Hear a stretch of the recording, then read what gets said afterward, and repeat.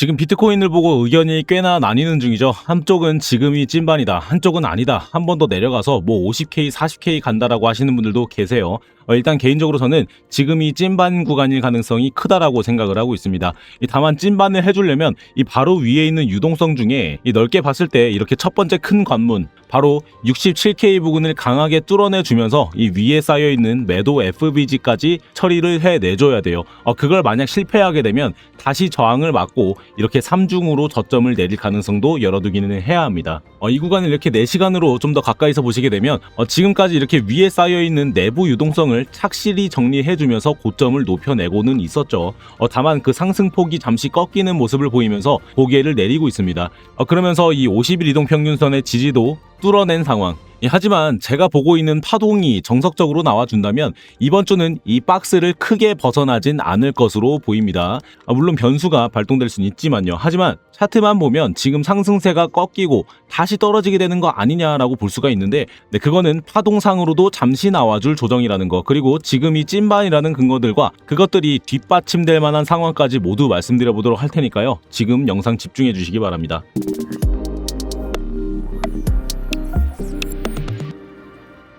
네, 안녕하세요. 차트도사 김도원입니다. 오늘 수요일 실시간 차트로 브리핑을 드리고 있고 지금 3초만 시간 내셔서 좋아요는 꼭 한 번씩 눌러주시기 바랍니다.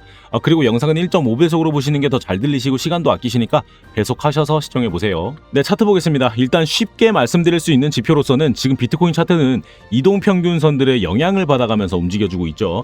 방금 보여드렸던 4시간 봉상에서 이 50일 이동평균선은 지지를 받쳐줬다가 지금은 뚫린 상황, 그리고 그 위에 보이는 200일 이동평균선은 이번에 이렇게 저항 역할을 해주는 모습을 보이고 있죠. 시간 프레임을 좀 낮춰볼까요? 네, 1시간 상에서는 좀 더 명확하게 드러납니다. 이 6월 22일 부근에서부터 시작된 이 50일 이동평균선의 저항 부분, 이 지속적으로 계속해서 맞아왔습니다. 확연하게도. 그리고 제가 지속적으로 말씀을 드려왔던 이 하락 파동이 끝나는 시점과 맞물리게 이 지속적으로 저항 맞아왔던 50일 이동평균선도 넘어서주는 양봉을 그려내고, 그러고서는 줄곧 저항의 역할을 해왔던 이 50일 이동평균선의 지지를 받아내주고 있는 상황인 거죠. 이 혹여나 이렇게 50일 이동평균선을 넘어서는 하락에서는 이 밑에 보라색 200일 이동평균선을 의식한 상승까지 보여줬었습니다. 이 어제 잡아드렸던 롱타점도 이 200일 이동평균선을 보고 잡아드렸었죠. 그리고 제가 파동상으로도 이 상승 3파동이 연장이 되면서 지금으로서 끝이 난 상황으로 보입니다.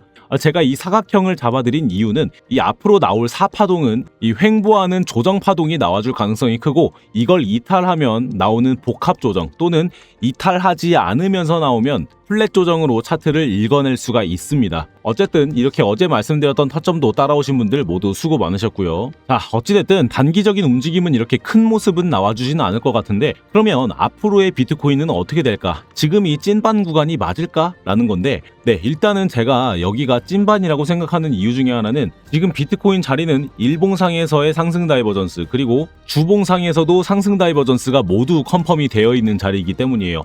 그놈의 상승 다이버전스는 나와주면 상승해주기는 하는 거냐, 왜 아직도 이 구간에서 기고만 있는 거냐 하시는 분들이 간혹 계신데, 그 이유가 뭔고 하니 생각해보면 이렇습니다.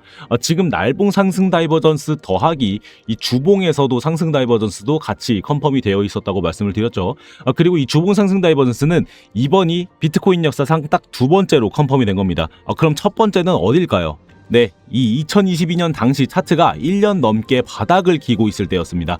이때 당시에는 어떤 하락을 맞은 상태였죠? 그쵸, 뭐 FTX나 뭐 우크라이나 전쟁, 뭐 코로나의 여파 뭐 등등 이 전 세계적으로 너무 좋지 않은 장이 연속이 됐고, 이 비트코인이 거침없이 쭉쭉 빠지다 보니까 이제는 기대감이 줄은 시장에 도달을 했던 상황이었던 겁니다. 자, 여러분, 기대감이 줄면 어떤 상황이 발생하겠어요? 그쵸, 매수세는 물론이거니와 그 매도세마저 줄어들게 됩니다.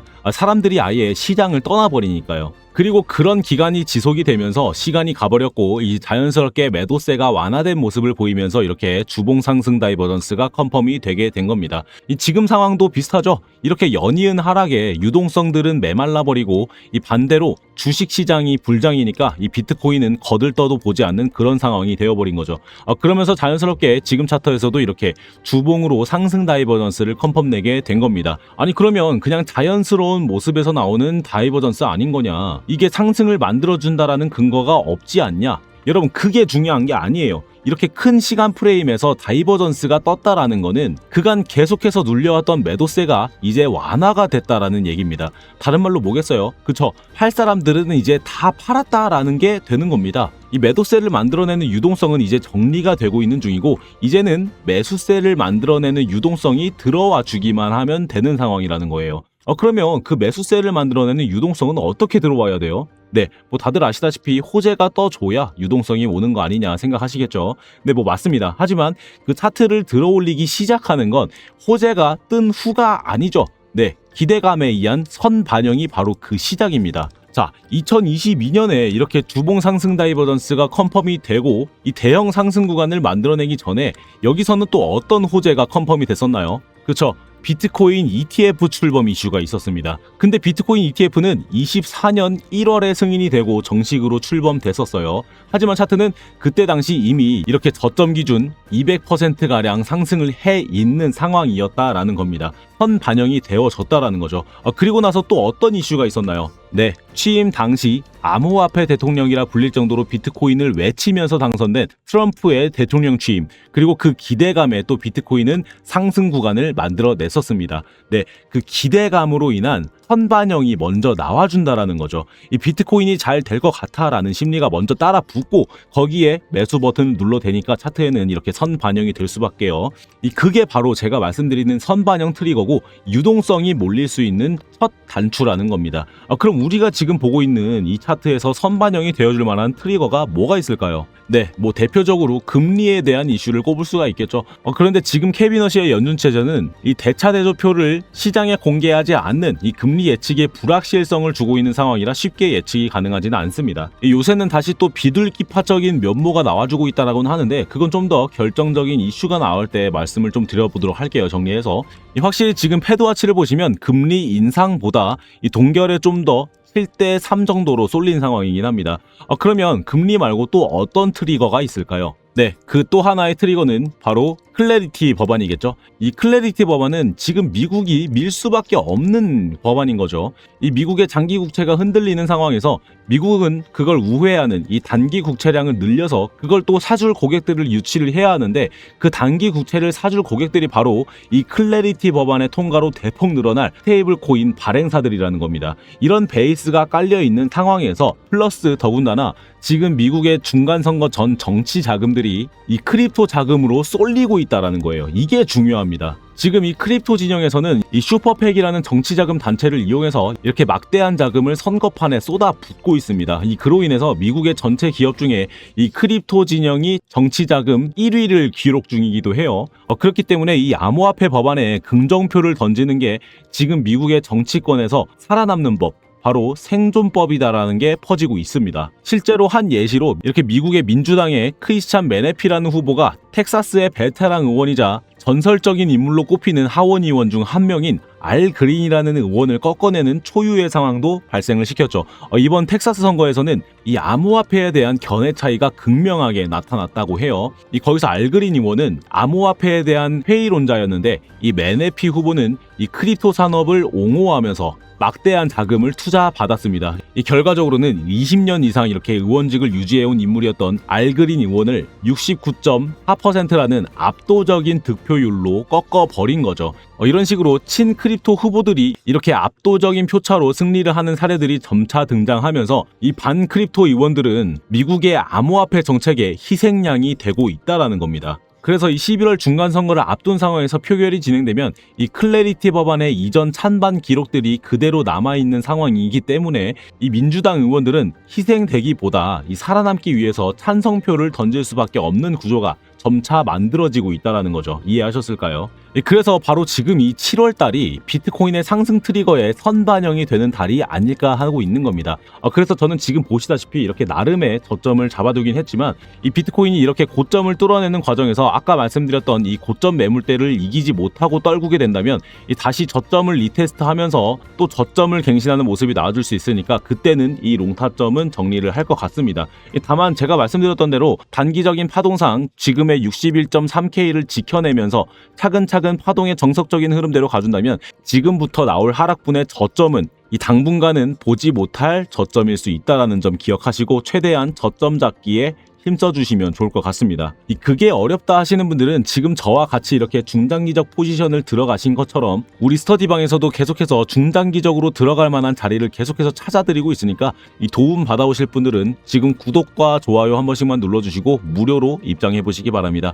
입장하시는 방법은 지금 영상을 이렇게 밑으로 내려보셨을 때 제가 적어둔 링크가 하나 있는데 그걸 클릭해 보시면 컴퓨터로 보셨을 땐 화면이 하나 나오실 거고 핸드폰으로 보시면 바로 문자를 보내는 화면으로 넘어가실 겁니다. 그때 그대로 전송 버튼 눌러주시면 스터디방 신청 바로 되시는 거고, 이 컴퓨터로 오시는 분들은 그 화면의 절차에 맞게 신청해 주시면 신청 완료 되시는 거예요. 네, 그래서 차트에서 다시 오늘 내용을 아주 쉽게 정리해서 말씀을 좀 드려보자면, 현재 비트코인은 찐 반등 구간에 초입에 있을 확률이 높다.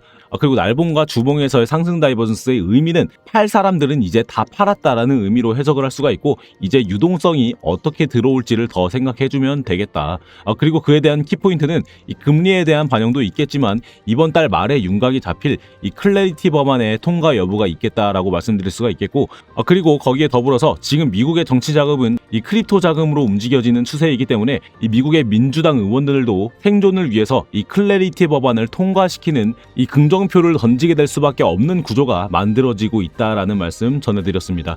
그리고 차트의 기술적인 지표로는 이 위에 있는 67K 고점 매물대와 그 위에 쌓여있는 매도 FVG 갭들을 어떻게 처리해줄지에 대한 반응을 지속적으로 살펴주는 게 좋겠다라고 말씀드릴 수가 있겠고, 이 앞으로 나올 시황과 차트의 기술적 분석에 대해서는 지속적으로 영상 업로드 해드리고 있으니까 아직 구독이 안 되어 있으신 분들은 지금 구독 누르셔서 이렇게 매일 나오는 관점 참고해 보시면서 좋은 자리 찾아가 보시는 걸 권장드립니다. 이 구독을 눌러주시면 이렇게 차트 보실 때 써먹기 좋은 보조 지표들도 무료로 나눠드리고 있으니까 이 신청하셔서 쉽게 수익 봐보시는 것도 좋겠죠. 이 지표는 AI 기반으로 타점을 봐주는 지표라고 보시면 되고, 제가 엘리어트 파동이나 ICT나 패턴 등등 다양한 매매법들을 종합해서 입력해둔 다음에 AI가 스스로 학습도 할 수 있게 만들어 둔 겁니다. 그래서 이렇게 갑자기 꺾이는 자리나 갑자기 나오는 반등 자리까지는 아니어도 이렇게 안정적인 신호가 나왔을 때 진입만 잘 해주면 다음 신호가 나올 때까지 어느 정도 수익 구간은 가져갈 수가 있는 지표니까 이 말씀드린 영상 아래에 있는 링크 클릭 후에 신청해 보셔서 편하게 먹을 수 있는 수익 구간들 가져가 보시기 바랍니다. 네, 이제 비트코인은 점차 반등을 가져오면서 큰 상승 구간을 만들어내는 구간에 들어와 있다라고 볼 수가 있습니다. 거기서 나올 수 있는 변수들은 언제나 열려는 있지만 실시간으로 빠른 대응을 하다 보면 큰 손실은 막을 수 있다는 거 잊지 마세요. 그리고 항상 말씀드리지만 비트코인 투자는 단순히 방향만 맞춰내는 그런 홀짝 게임이 아니라 이런 구간마다에서의 반응을 보고 움직이는 대응의 영역입니다. 그래서 실시간으로 변하는 분봉 구조를 파악하기가 어려우시다면 제가 나침반이 되어드리는 스터디방에서 함께 안전하게 수익 봐보시기 바라고요. 이 오늘 영상이 여러분 매매에 도움이 되었길 바라면서 영상은 여기서 마무리하도록 하겠습니다. 저는 다음 영상에서 더 나은 타점으로 다시 찾아뵙겠습니다. 차트도사 김도훈이었습니다. 감사합니다.